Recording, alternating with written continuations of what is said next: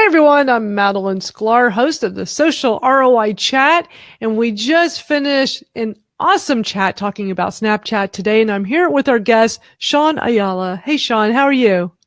I'm good. Thank you for having me. It was exciting. It was like what a rush. But it was great. It was a great community. It was a great chat overall. And thank you for having me.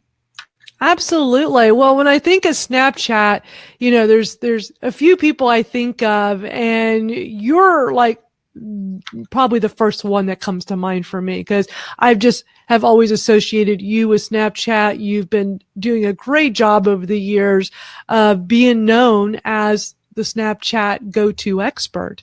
I've seen you speak at Social Media Marketing World numerous times. I'll see you there in a few weeks, and wanted to have you come on and talk about all things Snapchat. Our topic today was strategies for effective storytelling on Snapchat, and I think storytelling is an incredibly important topic to discuss.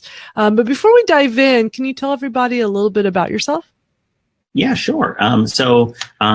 By day, I'm a marketing manager at Best Buy, right? So I live and breathe marketing, strategy, etc. And by night, I'm an award-winning Snapchat storyteller. So I've partnered with and worked with brands like NFL, Fox, Paramount Pictures, DocuSign, etc., creating stories on their Snapchats and or Instagrams, etc. Since there is now this copycat thing that's taking place out there in the stories space, and I'm excited for it. So, but that's me in a nutshell. I love to create stories and make them unique. That is awesome. Well, storytelling is definitely where it's at. It's cool that you're doing this for a lot of big brands. Congrats to you on that. Question number one on the chat was, what type of content performs best on Snapchat and why? So can you tell us a little bit about that? Yeah, immediately what I think about is just a real story, right? And I don't want to say people that uses these story platforms are really about documenting their day and or taking random shots, right? I think the one thing that stands out of all of that, because there's similarity across a lot of people's stories, and the way to stand out of that is with a real complete story, a story that has a beginning, middle, and end, right? So you're introducing whatever it is you're doing. You're showing us the meat of everything that's taking place, and then you're ending your story. And I think I think of a couple things. It's got to be entertaining. It's got to be educational. And for me, where I find more benefit is when it's interactive. So at the end of the day, I love creating stories that encourages the audience to participate and be a part of the story. Because again, like stories, especially in a stories format and with Snapchat, it's about the community and it's about how do you get your community involved in your story. So I think those kind of stories stands out the most. Yeah, and that makes sense. Absolutely. Is there an ideal structure for storytelling on Snapchat? For the structure itself, right, beginning, middle, and end, I love defaulting to a storyboard. Like I have this storyboard that I use for all stories that I create, whether it's on Instagram, Facebook, or Snapchat. But I know we're talking about Snapchat. But I love to put my ideas to paper because I have nothing against people who really document their entire day. I actually love seeing the behind the scenes stuff and what people are doing and creating from that end. But if I'm thinking about developing a story, I want it to be quick, concise, and impactful. And I want to place it all on paper. So I just use storyboards, right, to create the story to make sure it's, at least in my mind, effective. Yeah, and I think that's super smart. But, some of us are like really busy and we just want to be fast and just share something. One of the things that I do is making videos while I'm walking my dog. So there is no storyboarding. There is no writing it out. I just will put the camera on me, hit the button, and just start talking while I'm out walking my dog. And I've gotten great response. So I think what's best is that people do something rather than nothing, because I think, too many times people get caught up in the, what should I talk about? Let me write it down. Let me think about it. Let me try to do a storyboard. I think storyboard is great. I think it's super great. I'm just too on the go too much. And so I'm going to try it though. I'm going to try it because I've watched your snaps and they're brilliant. And storyboards aren't for everyone. Because I know, there's time involved with that. But even, and this is just a quick idea, like you mentioned, you do it when you walk your dog. Like I immediately thought of a show. Like, what if that was a show in itself? One of my great friends, Mark K, always say, turn it into a show. So if you take that time, or that time you take to walk your dog, turn that into a show of you giving your comments, right? Then I'm not saying it's boring or anything, or it would add more excitement, but I think, thinking outside the box just for anything normal could add some spice to it. But I'm not saying that yours doesn't need any improvement. And it just immediately made me start thinking about, turn it into a show. That would be cool. So yeah, and I've thought about that. I think that would be really neat. But one of the things talking about is stuff that's boring, and it's so easy to skip through stories, right? Like you see something that's kind of boring. Do I want to watch this? How do you maintain viewer attention? Because that's what it's all about, right? Is getting people to actually watch everything. When I will say I am using Snapchat stories more Instagram stories more than my Snapchat stories. But even when I was doing Snapchat more, regardless, whichever one I'm looking at, it always seems that those first few, you get way more viewers, and then it drops off as those videos progress. And it's like, okay, am I being boring? I mean, of course, you don't know. They could have gotten busy and they had to leave and they didn't come back. But what are some of the things you can do to maintain their attention? So the first thing as I look back on the years that I've done stories, and I've done so many stories, pulled back, what I found that works the best, at least in my opinion, less is more, right?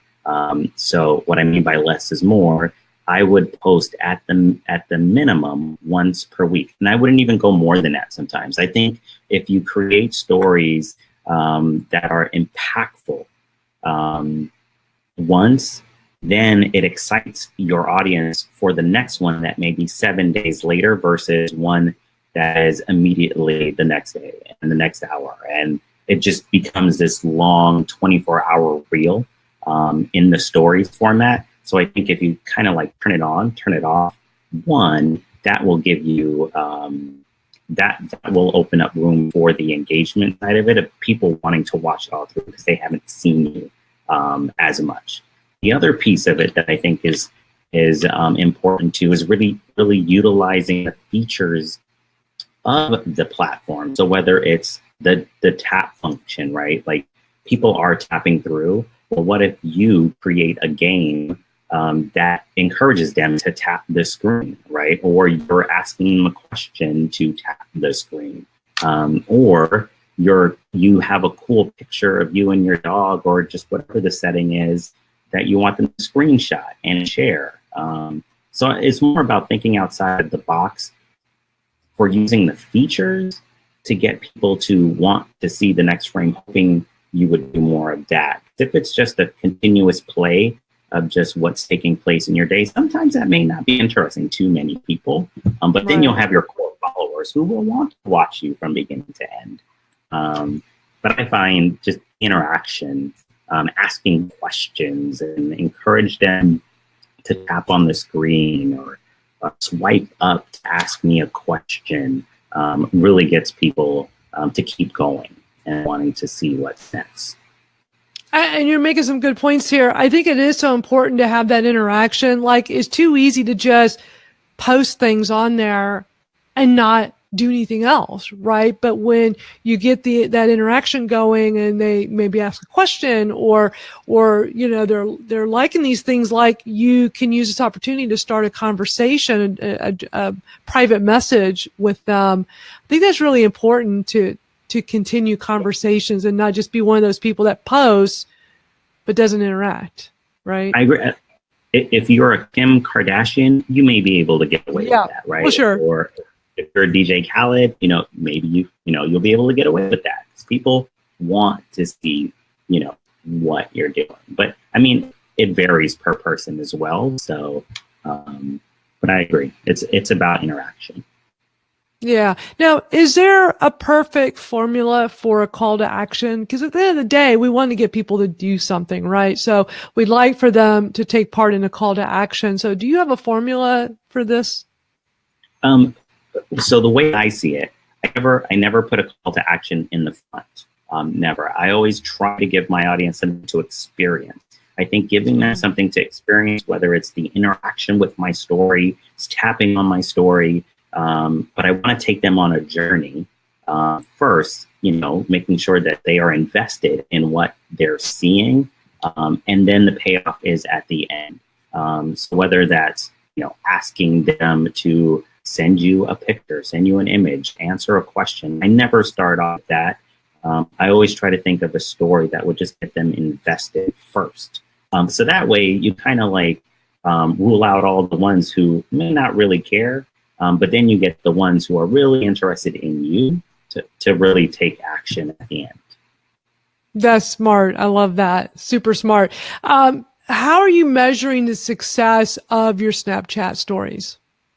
For me, at the end of the day, there is the simple answer where it's retention rate. Do the math. First snap to the last snap.